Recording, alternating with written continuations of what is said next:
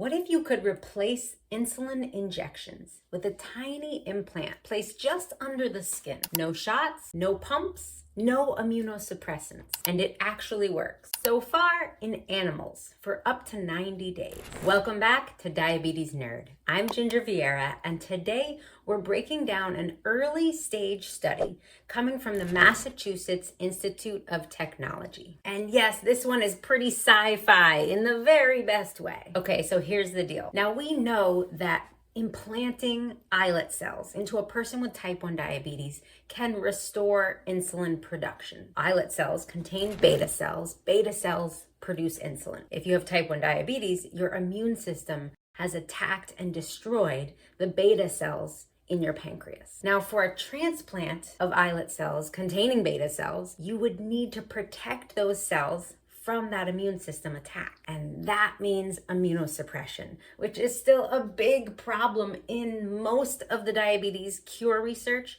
happening today. Some immunosuppression therapies come with serious risks like infection, cancer, and long-term health complications. Some of the newer immunosuppression therapies today are gentler and milder and don't actually interfere with your everyday life. But so far, for most people with type 1 diabetes, any cure therapy that includes immunosuppression is gonna be a big no. It's just not gonna feel worth the risk. That's why the researchers at MIT are trying to develop a very clever workaround. They created a tiny implant about the size of a postage stamp. Tiny. So the implant contains insulin producing cells and protects those cells from your immune system. But here's where it gets really nerdy, okay? This is what makes this device work when people have tried this in the past, that protective device technology, and it has failed. This protective device makes its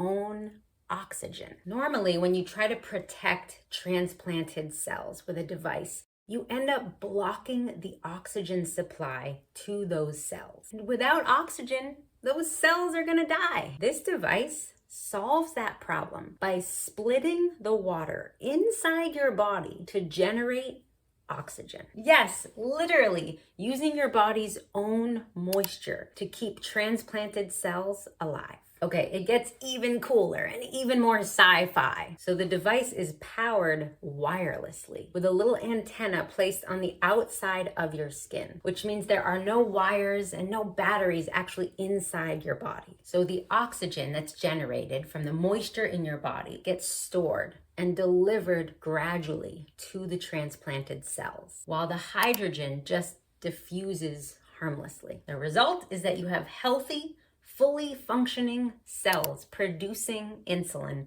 inside your body. All right, so let's look at the recent study where they used this technology in rats with type 1 diabetes. So the rats' blood sugar levels stayed normal for 90 days. No immunosuppression therapy was ever used. And when the device was removed, blood sugar levels went right back up, which tells us the implant was doing its job. They tested this same technology in a monkey for 1 month, and the transplanted cells survived without being attacked.